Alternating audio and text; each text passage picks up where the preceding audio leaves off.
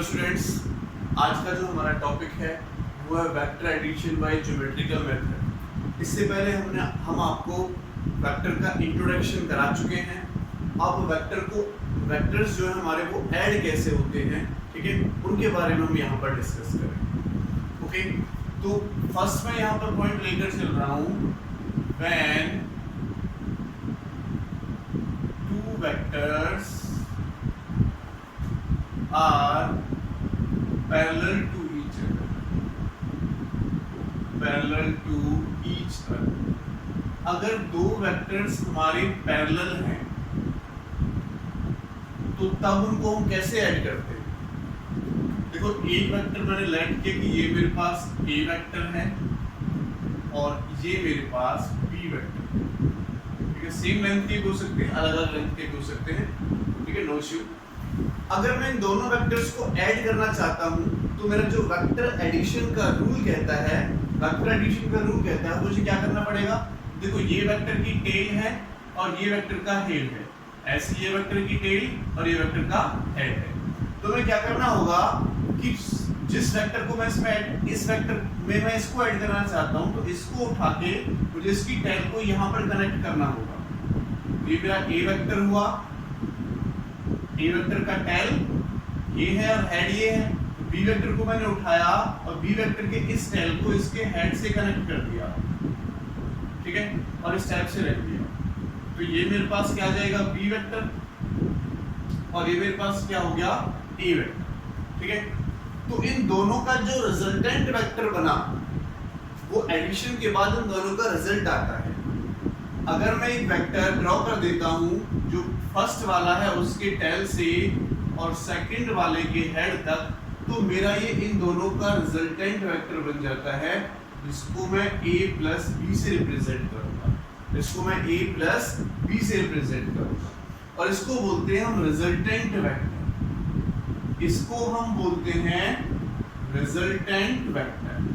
कौन सा वेक्टर होता है बच्चों, ये रिजल्टेंट वेक्टर। इसका a का और b का रूल आपको समझ में आया, कैसे हमें ऐड करना है। अगर एक a वेक्टर और b वेक्टर गिवन है तो a वेक्टर के हेड से b वेक्टर के टेल को कनेक्ट करके जोड़ दो, तो वो हमारे पास a प्लस b बनेगा। और a प्लस b का जो रिजल्टेंट वेक्टर हम ड्रॉ करेंगे वो फर्स्ट वाले के टेल से और सेकंड वाले के हेड तक एक रिजल्टेंट वेक्टर ड्रॉ करेंगे जो सेम इफेक्ट देगा जो ये दोनों मिलकर दे रहे हैं, ठीक है। अगर मैं रिजल्टेंट वेक्टर की डेफिनेशन की बात करता हूं तो रिजल्टेंट वेक्टर की डेफिनेशन क्या होगी, it is the resultant of two vectors which produce the same effect, ठीक है, which produce the same effect as is produced by the two vectors together. जो ये दो वेक्टर्स इफेक्ट दे रहे थे सेम इफेक्ट वही देगा। देखो, इन दोनों वेक्टर्स की डायरेक्शन कहां थी, इधर, ओके, दोनों वेक्टर्स की डायरेक्शन कहां थी, इधर। दोनों, अगर मैं मान लेता हूं कि इसका मैग्नीट्यूड है 15, इसका मैग्नीट्यूड है 10, लेट कर लेते हैं, 15 लेट कर लेते हैं, तो इस टोटल का मैग्नीट्यूड देखो यहां से यहां तक 30 है, तो इसका भी कितना होगा, यहां से तक 30। और जो ये दोनों डायरेक्शन बता रहे थे इस डायरेक्शन में वही हमारी डायरेक्शन बता रहा है। तो रिजल्टेंट वेक्टर वो वेक्टर होता है जो सेम इफेक्ट प्रोड्यूस करता है, जो हमारे दो वेक्टर्स और दो से ज्यादा वेक्टर्स आपस में मिलकर प्रोड्यूस कर रहे हैं। क्लियर, ये क्या हो जाएगा, रिजल्टेंट वेक्टर्स हो जाएगा। तो मैंने आपको बताया when two vector are parallel to each other. अगर एंटी पैरेलल हो उस केस में क्या होगा, देखो, अगर मैं कहता हूं कि एंटी पैरेलल है, टू वेक्टर्स आर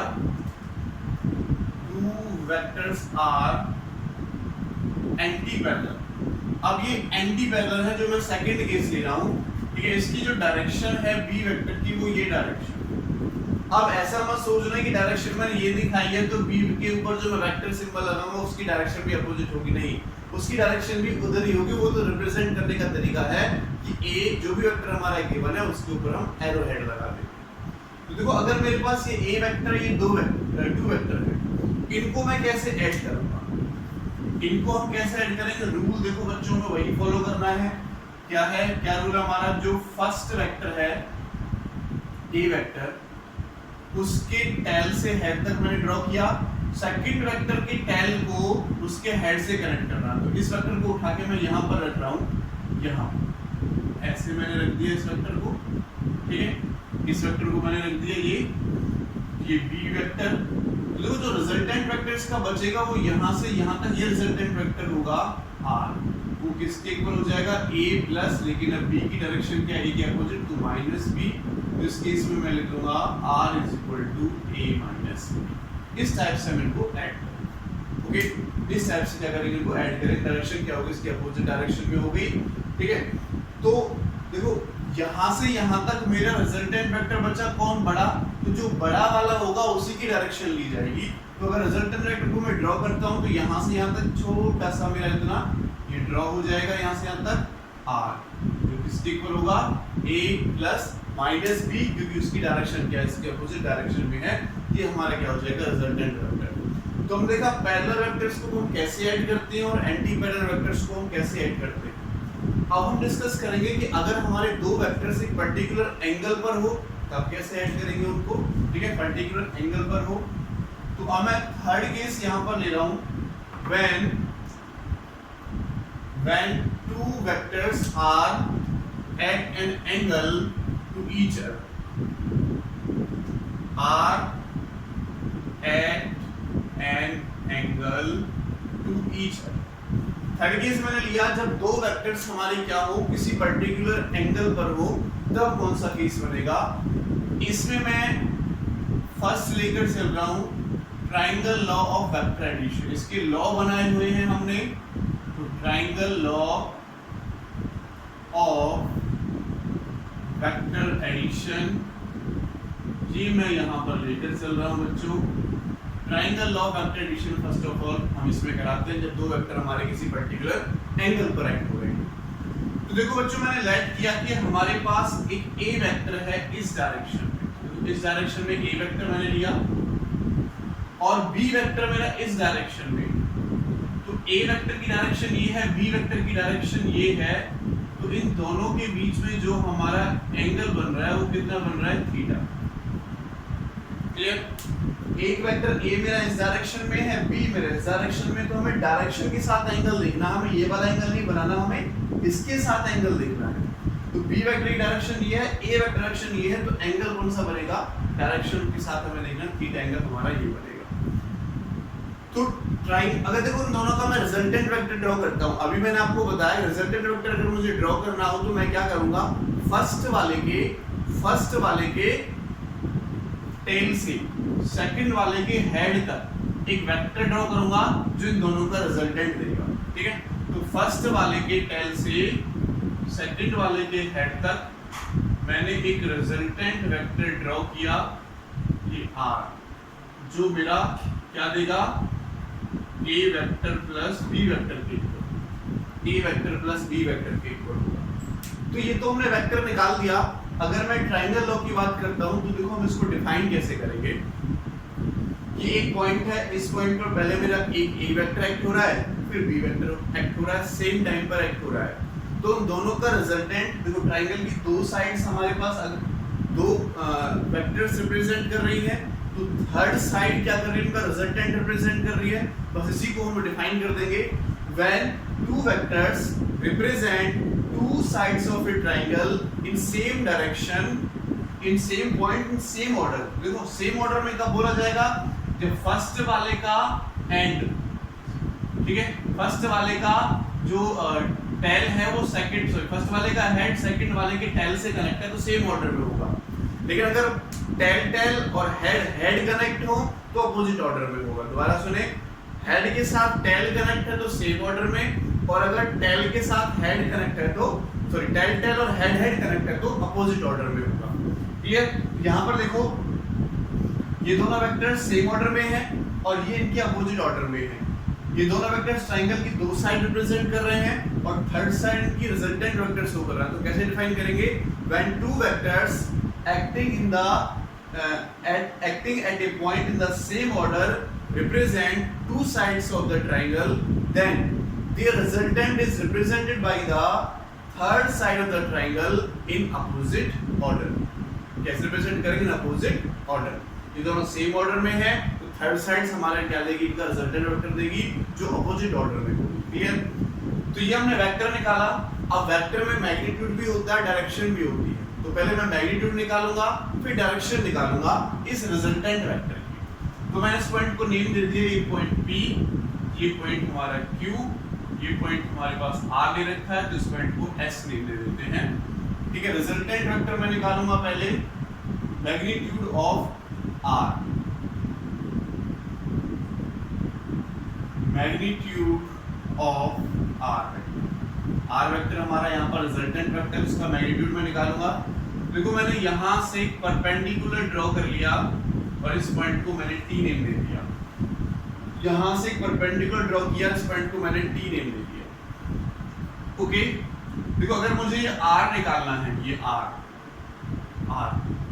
तो R किसके इक्वल होगा? यहाँ से यहाँ तक बेस का स्क्वायर यानी PT का स्क्वायर प्लस ST का स्क्वायर, और इसका क्या हो जाएगा? Root according to Pythagoras theorem. अगर मुझे ये R निकालना है, क्या हाइपोटेन्यूज, ये यहाँ से यहाँ तक क्या बेस और ये क्या परपेंडिकुलर, तो बेस का स्क्वायर प्लस परपेंडिकुलर स्क्वायर क्या होता है? हाइपोटेन्यूज का स्क्वायर। तो मैंने R निकाला और क्या कर दिया यहाँ पर? इसका रूट कर दिया। क्या कर दिया है? रूट कर दिया है। या फिर आप रूट ना करो तो ऐसे भी लिख सकते हो कि जो R का स्क्वायर है इसको मैं बोल देता हूँ PS, क्योंकि PS इनका रिजल्टेंट है। आगे क्या हो जाएगा? ये PS R के बराबर। अब यहाँ पर देखो ये साइड मुझे पता है A, ये कितना है A, मुझे ये भी नहीं पता और यहाँ से तक नहीं पता। टोटल अगर मैं ये निकालता हूँ PT, तो PT किसके इक्वल होगा? देखो PQ का Q प्लस QT का स्क्वायर, यही होगा PQ प्लस QT का स्क्वायर जो PT है टोटल, और प्लस ST का स्क्वायर। तो मुझे यहाँ से QT चाहिए और ST चाहिए, तो देखो मैं यहाँ पर ले रहा हूँ फ्रॉम ट्राइंगल, ये वाली ट्राइंगल मैं यहाँ से ले रहा हूँ, कौन सी है ये? SQT, क्या ले रहा हूँ? SQT। तो देखो इस ट्राइंगल SQT में मुझे ये साइड निकालनी है, तो QT डिवाइडेड बाय मैं QS कर दूं। QT क्या है? बेस, और ये क्या है? हाइपोटेन्यूज। बेस अपॉन हाइपोटेन्यूज किसके इक्वल होता है? cos थीटा के इक्वल। ओके, तो देखो यहाँ से मेरा जो QT है वो कितना निकलेगा? QT is equal to QS की क्रॉस मल्टीप्लिकेशन यहाँ पर हो जाएगी। QS किसके बराबर है? B, तो B cos थीटा। बच्चों QT कितना है मेरे पास? B cos theta. सिमिलरली अगर इसी ट्राइंगल से मैं ST अपॉन QS कर देता हूँ, ST अपॉन QS, तो परपेंडिकुलर ये हाइपोटेन्यूज, ये परपेंडिकुलर होगा, ये हाइपोटेन्यूज, परपेंडिकुलर पर हाइपोटेन्यूज sin थीटा के इक्वल होता है, तो ये आ गया sin थीटा। और यहाँ से देखो बच्चों अगर मैं ST निकालूं तो QS की मल्टीप्लिकेशन यहाँ, और QS क्या है? B, तो कितना हो जाएगा? ये B sin थीटा। ये मेरे पास ST आया, क्या हो गया? ये B sin थीटा हो गया। तो ये मेरे पास ST, मेरे पास QT। अब इन दोनों की वैल्यू मैं यहाँ पर पुट कर सकता हूँ। देखो बच्चों क्या होगा? R² is equal to PQ। PQ किसके बराबर है? A के बराबर, ठीक है, प्लस QT, क्योंकि हमें मैग्नीट्यूड निकालना है तो इसका मैग्नीट्यूड लेना है, अभी हमें वेक्टर यूज नहीं करना है, तो A प्लस QT। देखो QT कितना आया? B cos थीटा, और प्लस ST कितना आया? B sin थीटा, और इसका स्क्वायर। ओके, इसके स्क्वायर को ओपन कर सकते हैं, क्या फॉर्मूला होगा? A square plus B square plus 2AB, और इसका क्या हो जाएगा? B square sin square theta. इसमें से B स्क्वायर कॉमन बच्चों, तो A square plus B square common, क्या बचेगा? cos square theta plus sin square theta, और यहाँ पे क्या बचेगा? Plus 2AB cos theta, 2AB cos theta. ये R स्क्वायर चल रहा है हमारा, और देखो R स्क्वायर किसके इक्वल हो जाएगा बच्चों? यहाँ से ये तो 1 के इक्वल हो जाएगा, तो क्या बचेगा? R square, A square plus B square plus 2AB cos theta. ये क्या आ गया मेरे पास यहाँ से? R square. और अगर मैं R निकालता हूँ तो R क्या हो जाएगा? A square plus B square plus 2AB cos theta का ये क्या आ जाएगा मेरे पास, यहाँ से यहाँ तक r निकल के आ जाएगा, यानी मैग्नीट्यूड निकल के आया। अब देखो दो वेक्टर की अगर मैं बात करता हूँ तो वेक्टर में दोनों चीजें होती हैं। कौन कौन सी चीजें होती हैं वेक्टर में? एक तो मेरे पास होता है मैग्नीट्यूड, तो मैग्नीट्यूड मैंने निकाल लिया। एक डायरेक्शन होती है, डायरेक्शन बतानी पड़ेगी मुझे रिजल्टेंट वेक्टर की। तो मान लेते हैं कि a के साथ जो रिजल्टेंट वेक्टर है वो बीटा एंगल बना रहा है। तो अगर मैं बीटा एंगल निकाल लेता हूं तो मैं बता दूंगा आपको कि a के साथ बीटा एंगल बना रहा है अपवर्ड डायरेक्शन में। a के साथ जो रिजल्टेंट वेक्टर है वो बीटा एंगल बना रहा है अपवर्ड डायरेक्शन में, तो उसकी डायरेक्शन आ जाएगी हमारे पास निकल के। तो देखो हम यहां से डायरेक्शन निकालेंगे, इसकी direction of r, direction of r। तो r वेक्टर की डायरेक्शन निकालो, यानी हमें बीटा निकालना है। देखो अगर मैं यहां से बीटा निकालूं तो मैं tan बीटा निकाल लेता हूं। यहाँ tan बीटा किसके इक्वल होगा? Perpendicular upon base. तो परपेंडिकुलर क्या है? b sin theta. बच्चों बेस क्या है? pt, ठीक है। pt कितना टोटल मिला के क्या होगा? a plus b cos theta, a plus b cos theta. तो मुझे बीटा एंगल निकालना है। tan इधर जाके क्या हो जाएगा? tan inverse b sin theta and a plus b cos theta. ये मेरे पास आ गया एंगल निकल के बीटा। तो मैं बोलूंगा जो रिजल्टेंट वेक्टर है वो a वेक्टर के साथ कितना एंगल बना रहा है? कितना एंगल बना रहा है बच्चों? बीटा एंगल बना रहा है। और बीटा की वैल्यू हम यहाँ से फाइंड आउट कर सकते हैं अगर हमें एंगल पता है। ओके, तो ये हमारा था triangle law of vector addition. अगर दो वेक्टर्स हमें सेम ऑर्डर में दे रखे हैं, ट्राइंगल की दो साइड रिप्रेजेंट करते हैं, तो थर्ड साइड उसके third side resultant vector show करेगी, और उसको हमने यहाँ से फाइंड आउट कर लिया। अब मेरे पास जो नेक्स्ट आता है वो आता है, जो सेकंड पार्ट है, parallelogram law of vector addition. कौन सा आता है? Parallelogram law of vector addition. देखो parallelogram law of vector addition में क्या होगा बच्चों, यहीं पर समझेंगे थोड़ा सा। इसी में थोड़ा सा चेंज है बस। अगर मेरे पास ये a वेक्टर है, अगर मेरे पास ये a वेक्टर है, इन सबको मैं हटा देता हूं उस टाइम के लिए, ठीक। अगर ये मेरे पास a वेक्टर इस डायरेक्शन में है और जो b वेक्टर है वो इस डायरेक्शन में, और इन दोनों के बीच में जो एंगल बन रहा है, इन दोनों के बीच में एंगल बन रहा है थीटा। कितना एंगल बन रहा है? थीटा। इसको भी मैं रब कर देता हूं। इन दोनों के बीच में एंगल कितना बन रहा है बच्चों? थीटा। ये a वेक्टर मेरा इस डायरेक्शन में है और b वेक्टर मेरा इस डायरेक्शन में। तो अगर इन दोनों का रिजल्टेंट मुझे फाइंड आउट करना है तो मैं क्या करूंगा? जितना वेक्टर मेरा a है उतना वेक्टर हमने इधर ड्रॉ किया, और जितना वेक्टर a है उतना ही वेक्टर मैंने इस डायरेक्शन में ड्रॉ किया। तो ये भी मेरे पास b वेक्टर हो जाएगा और ये भी मेरे पास a वेक्टर हो जाएगा। अब क्या बन गया? ये पैरेललोग्राम बन गया हमारा। क्या बन गया? ये पैरेललोग्राम बन गया। तो इसका जो रिजल्टेंट वेक्टर होगा वो डायगोनल से देंगे। ये इसका डायगोनल हो जाएगा r, और ये किसके इक्वल हो जाएगा? a vector plus b vector, ठीक है। अगर दो वेक्टर्स पैरेललोग्राम की टू एडजेसेंट साइड्स रिप्रेजेंट कर रहे हैं तो उनका रिजल्टेंट वेक्टर उनके उसी पॉइंट से डायगोनल से दिया जाएगा।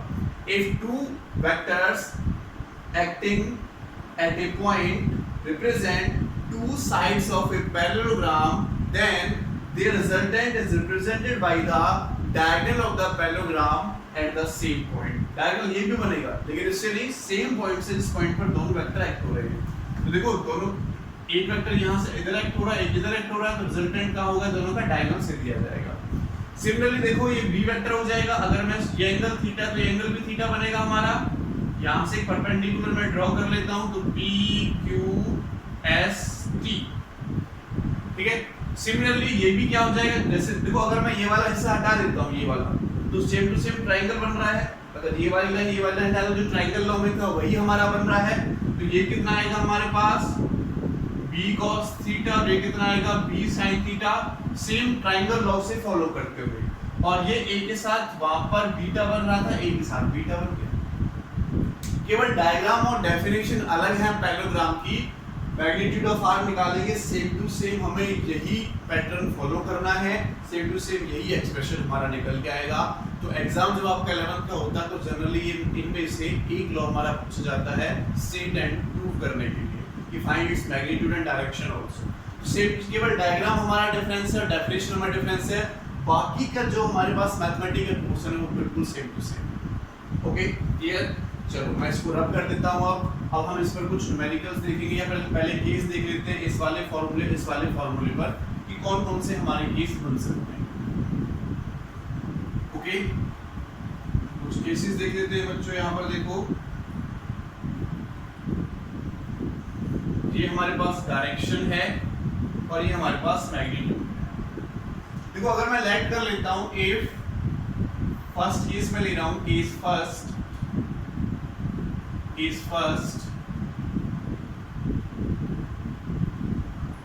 if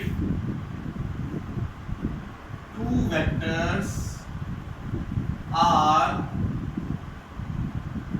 parallel, अगर ये दोनों वेक्टर्स आपस में पैरेलल होंगे तो थीटा कितना बनेगा बेटा?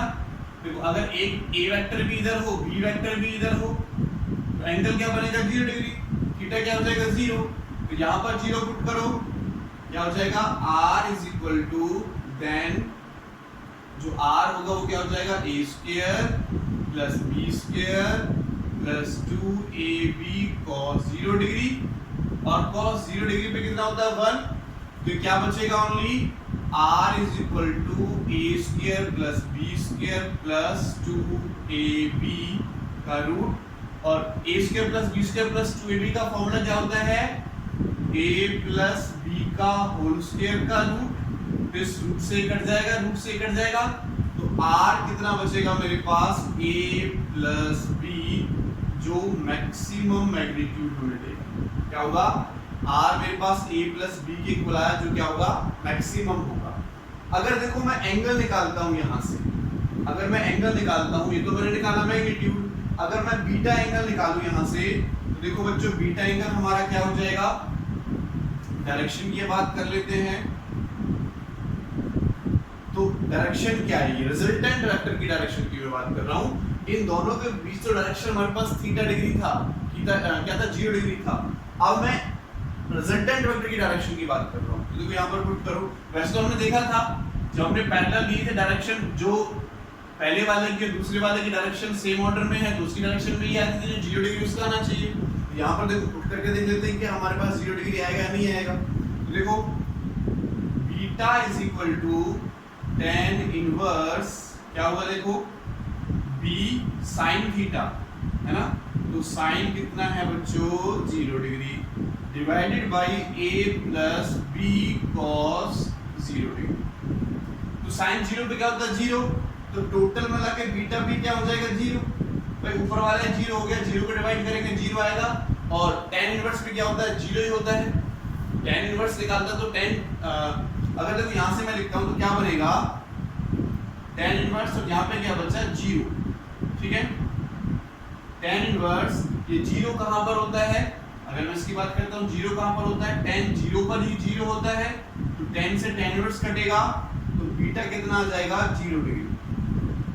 और वैसे भी हमारा रिजल्टेंट वेक्टर इसी डायरेक्शन में आ रहा था इसका, तो क्या हो जाएगा? 0 डिग्री हो जाएगा। क्या हो जाएगा? 0 डिग्री। क्लियर? अब मैं लेता हूं केस सेकंड।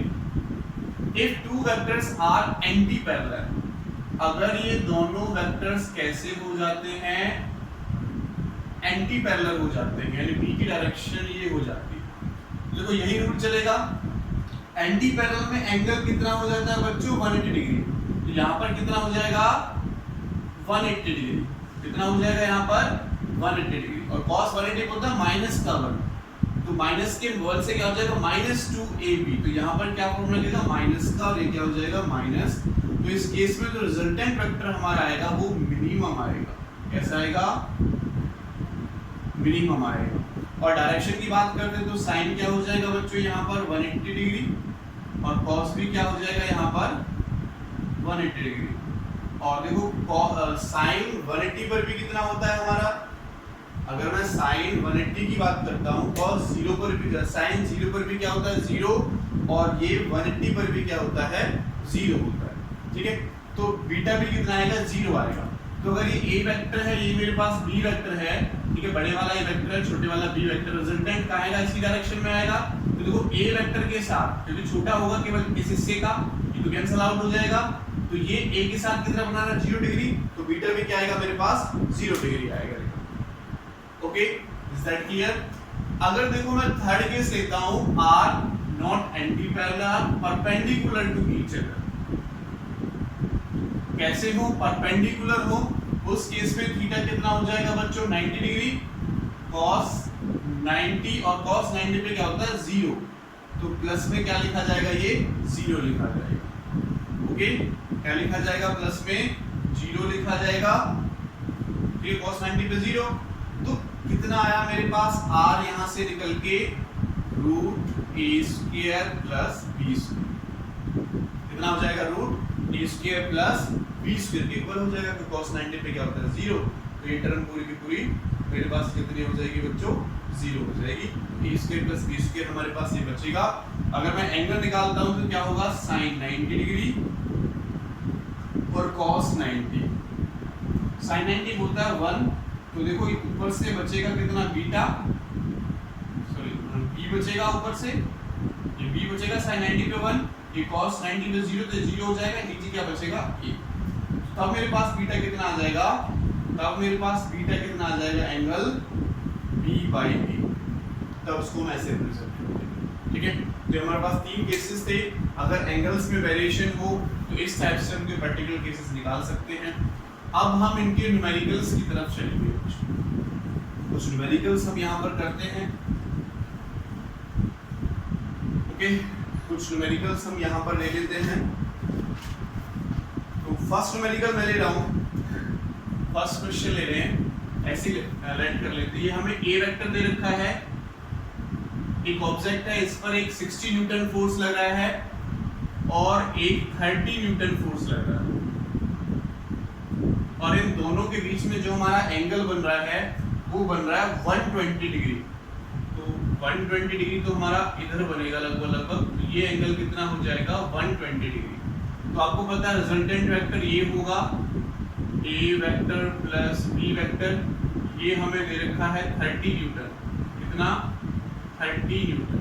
क्वेश्चन में पूछता है find the resultant force in magnitude and direction. क्या पूछता है क्वेश्चन में, find the resultant force in magnitude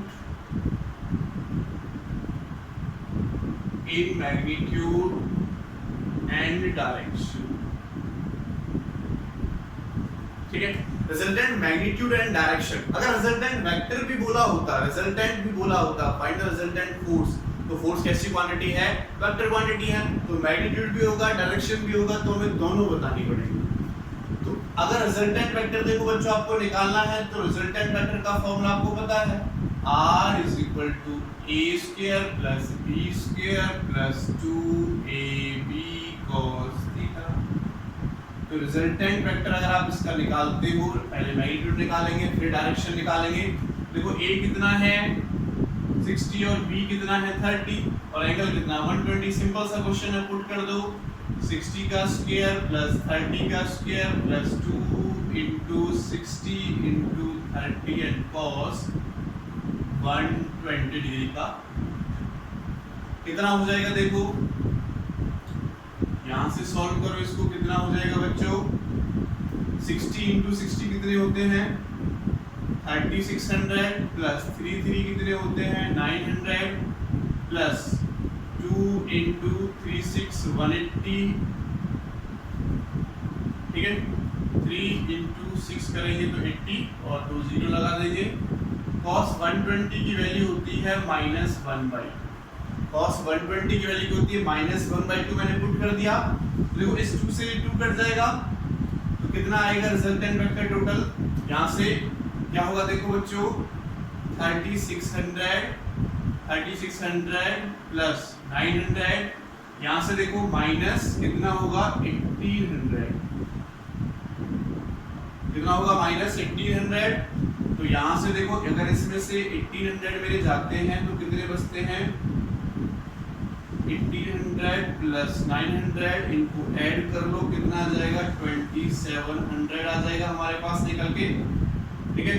और 2700 का रूट अगर मैं निकालता हूँ, 2700 का रूट अगर मैं निकालता हूँ तो इसका रूट हमारे पास आ जाएगा कितना, कितना आएगा बच्चों, तो इसको मैं ऐसे लिख दूं 900 into 3, तो 9 3 से 27 ही होंगे, 2700 ही होंगे। 900 का हमें पता है कितना 30√3 न्यूटन मेरे पास रिजल्टेंट फोर्स निकल के आ जाएगा। और अगर डायरेक्शन पूछता है, ये तो हमने निकाला मैग्नीट्यूड, और अगर डायरेक्शन पूछता है तो डायरेक्शन का फॉर्मूला पता है, beta equal to tan inverse b sin theta upon a plus b cos theta. तो बीटा इक्वल टू क्या होगा, tan इनवर्स, देखो बीटा की वैल्यू, b की वैल्यू कितनी है 30 into sine 120 degree divided by a कितना है देखो 60 degree and plus b 30 degree और cos 120 डिग्री। इसको सॉल्व कर सकते हैं हम आगे डायरेक्शन निकालने के लिए। क्या होगा, tan इनवर्स sin 120 पे कितना होता है, अगर sin 120 है तो मुझे लिखना पड़ेगा क्या 180 माइनस 60, और 180 पे साइन चेंज नहीं हो तो sin 60 के बराबर होगा, और sin 60 पर कितना होता है √3/2, ये कितना हो जाएगा 30 इंटू √3/2, और नीचे कितना हो जाएगा 60 प्लस 30 और cos 120 की वैल्यू -1/2 हो जाएगी। तो यहाँ से हम सॉल्व करेंगे तो हमारे पास tan इनवर्स निकल के आएगा 1/3। तो ये हमारे पास एंगल हो जाएगा। कंप्लीटली एंगल निकालने का हमारे पास और कोई सॉल्यूशन नहीं है, या तो हम लॉग टेबल से देखेंगे या फिर कैलकुलेटर से करेंगे। तो कंप्लीट एंगल भी आप फाइंड आउट कर सकते हो, बाकी यहाँ तक छोड़ सकते हो, नो प्रॉब्लम। ओके, तो ये हमारे पास इस टाइप से हम इसी सा क्वेश्चन था, उसको सॉल्व कर सकते हैं। चलो आगे चलते हैं, हम नेक्स्ट क्वेश्चन की तरफ चलते हैं बच्चों। नेक्स्ट क्वेश्चन की तरफ चलते हैं। एक क्वेश्चन में दे रखा है, क्वेश्चन में यहाँ पर लिख देता हूँ। क्या क्वेश्चन है, if the magnitude of resultant, if the magnitude of resultant, if the magnitude of resultant of two equal vectors, कैसे वेक्टर्स हमें दे रखे हैं, equal vectors, resultant of magnitude resultant of two equal vectors is equal to either of them, is equal to either of them। यहाँ पर equal forces दे रखा है, चलो force ले लेते हैं। इक्वल फोर्सेस दे रखा है, इक्वल फोर्स कहता है is equal to either of them, find the angle between two given force. क्या है, फाइंड द एंगल, हमें एंगल निकालना है बिटवीन टू फोर्सेस, इन दोनों फोर्सेस के बीच में हमें एंगल निकालना है। देखो गिवन क्या है वो देखो, दोनों फोर्सेस इक्वल दे रखे हैं, यानी F1 is equal to F2 दे रखा है F, और ये बोल रखा है कि जो इन दोनों का रिजल्टेंट होगा वो भी किसके बराबर होगा, एक दूसरे के मैग्नीट्यूड के बराबर, यानी F के बराबर होगा। तो बहुत सिंपल सा फॉर्मूला है, R is equal to a square plus b square plus 2ab क्या है cos थीटा। तो यहाँ से अप्लाई कर दो, r क्या है f, ये भी क्या होगा f का square plus 2f square cos theta. और क्या होगा देखो f इज इक्वल टू यहाँ से क्या हो जाएगा 2f, क्या हो जाएगा देखो 2f square plus 2f square cos theta. और क्या होगा देखो बहुत साइड स्क्वायर कर दें तो f square equal to 2f square, इन दोनों में से कॉमन आ जाएगा, रूट हट जाएगा बहुत साइड स्क्वायर करने पर।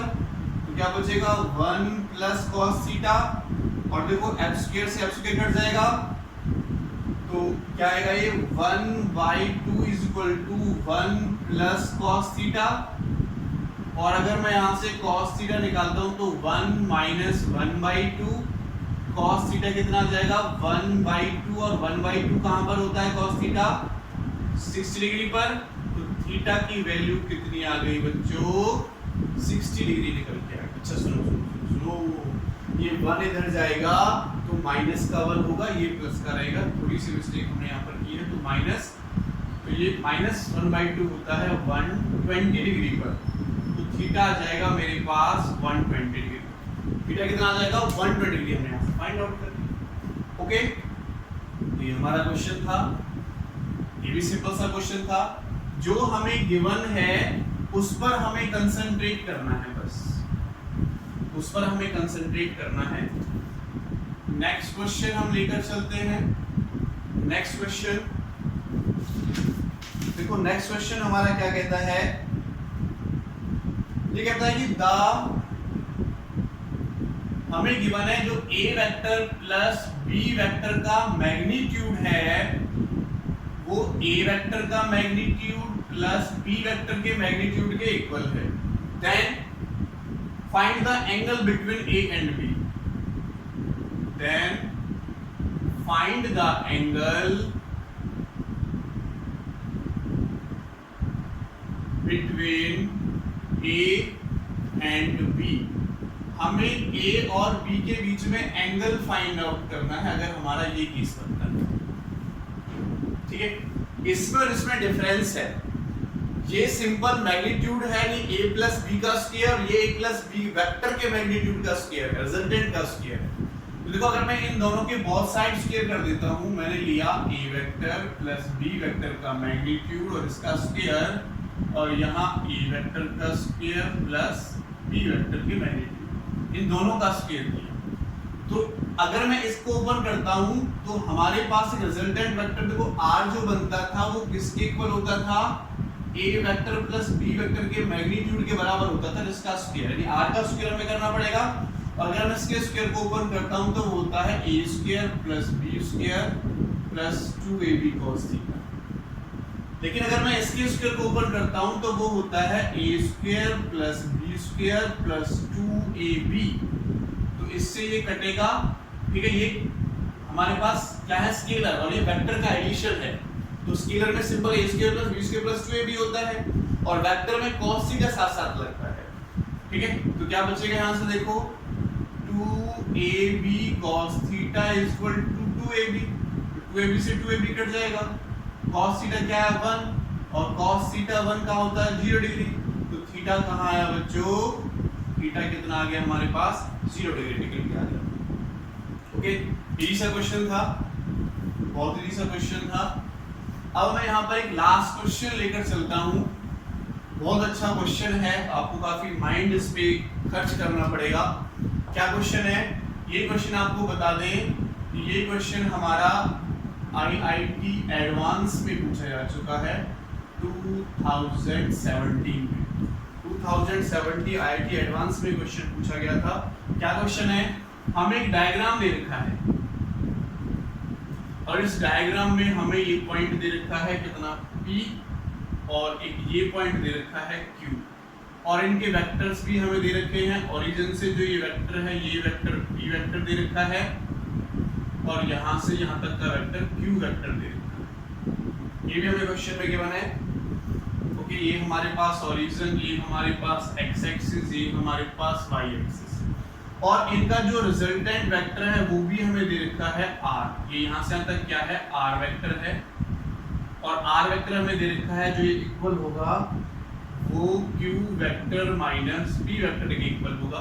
निकाल भी लेंगे हम अपने वेक्टर वाले फॉर्मूले से।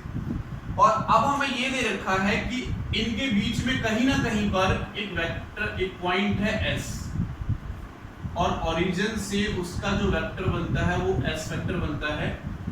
यहाँ से P से लेके S तक का मैग्नीट्यूड हमें गिवन है B इंटू R वेक्टर का magnitude, B into R vector का मैग्नीट्यूड हमें गिवन है P से लेके S तक।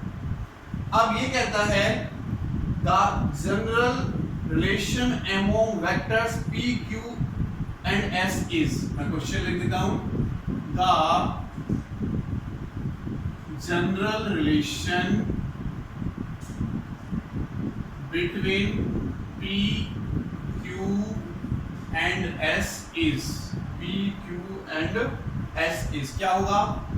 फर्स्ट ऑप्शन हमें गिवन है बच्चों कि जो s वेक्टर है वो मेरा इक्वल टू होगा 1 माइनस b p वेक्टर और plus b square q vector, b square q vector. Second option हमें गिवन है जो s वेक्टर होगा वो हमारे पास होगा b minus 1 p vector plus b into q vector. Third option हमें गिवन है कि जो हमारे पास s वेक्टर होगा वो 1 माइनस b p वेक्टर और b q के बराबर होगा, b q के बराबर होगा। और फोर्थ ऑप्शन हमें दे रखा है कि जो s वेक्टर है वो होगा 1 minus b square p vector और प्लस b इंटू q। हमें इस इनमें से राइट आंसर चुनना है कि हमारा राइट आंसर क्या होगा। तो देखो बच्चों, अगर मैं p से लेके s तक एज्यूम कर लेता हूं कि कोई c वेक्टर है और मुझे s वेक्टर निकालना है, तो अगर मैं s वेक्टर निकालता हूं तो मेरे पास क्या तरीका है? देखो s वेक्टर अगर मैं निकालता हूं, अभी हमने रूल पढ़ा था कि अगर दो वेक्टर हमारे सेम ऑर्डर में हो तो थर्ड वेक्टर उसका रिजल्टेंट देता है। तो देखो अगर मैं इनकी बात करता हूं तो p और c मेरे सेम ऑर्डर में हैं, तो p प्लस c, तो ये अपोजिट ऑर्डर में हो गया इनके, तो ये s इन दोनों का रिजल्टेंट देगा। यानी अगर मुझे यहां से s निकालना है तो किसके इक्वल हो जाएगा? p प्लस c के। अगर दो वेक्टर सेम ऑर्डर में हो, यानी a और b सेम ऑर्डर में थे, तो r रिजल्टेंट दे रहा था क्लोजिंग साइड ऑफ ट्रायंगल। देखो ये ट्रायंगल बन रही है हमारे पास, तो p और c सेम ऑर्डर में, s क्या देगा? क्लोजिंग साइड देगा जो हमारा रिजल्टेंट देगा। तो s किसके इक्वल होगा? p प्लस c के। चलो p वेक्टर की फॉर्म में तो हमें निकालना ही है, p वेक्टर है इसकी फॉर्म में तो निकालना ही है हमें। ओके, अब हमें यहाँ पर एक c वेक्टर की वैल्यू और फाइंड आउट करनी है। c वेक्टर की वैल्यू यहाँ पर पुट करेंगे, सॉल्व कर देंगे। तो देखो c वेक्टर एक वेक्टर किसके इक्वल होता है? Magnitude into direction. मैग्नीट्यूड हमें गिवन है कितना है? b और r वेक्टर जो होगा उसका मैग्नीट्यूड हमें दे रखा है। डायरेक्शन के लिए क्या यूज करते हैं? Unit vector. तो देखो ये रिजल्टेंट वेक्टर की डायरेक्शन क्या है? ये तो c वेक्टर की डायरेक्शन क्या होगी? जो रिजल्टेंट वेक्टर की डायरेक्शन होगी तो r कैप डायरेक्शन देगा, ये मैग्नीट्यूड देगा। आगे देखो c vector is equal to b, ये मेरे पास r वेक्टर हो जाएगा। यूनिट वेक्टर किसके इक्वल होता है? r vector upon r vector का मैग्नीट्यूड, तो ये कैंसिल आउट होगा। तो c वेक्टर मेरे पास आ गया b इंटू r वेक्टर, और देखो b इंटू r वेक्टर किसके इक्वल है? q माइनस p वेक्टर, है ना। r वेक्टर किसके इक्वल है? q माइनस p वेक्टर के, तो r की वैल्यू यहां से पुट कर दी। इसको उठा के अब यहां पर रख दो, क्या होगा? s vector is equal to p vector plus b into q minus p vector, b into q minus p vector. और देखो s vector is equal to क्या लिखा जाएगा? p वेक्टर प्लस b का अलग मल्टीप्लिकेशन इसके साथ और इसका अलग मल्टीप्लिकेशन p के साथ हो जाएगा। इन दोनों में से p कॉमन, तो क्या बचेगा? यहाँ पर 1 और यहाँ पर क्या बचेगा? b। p हमारे पास कॉमन और प्लस b q वेक्टर, ये हमारे पास आंसर आएगा। देखो कौन सा मैच कर रहा है? ये मैच कर रहा है, नहीं b स्क्वायर, ये वाला मैच कर रहा है। तो थर्ड इसका आंसर हो जाएगा, correct answer. Okay, thank you so much.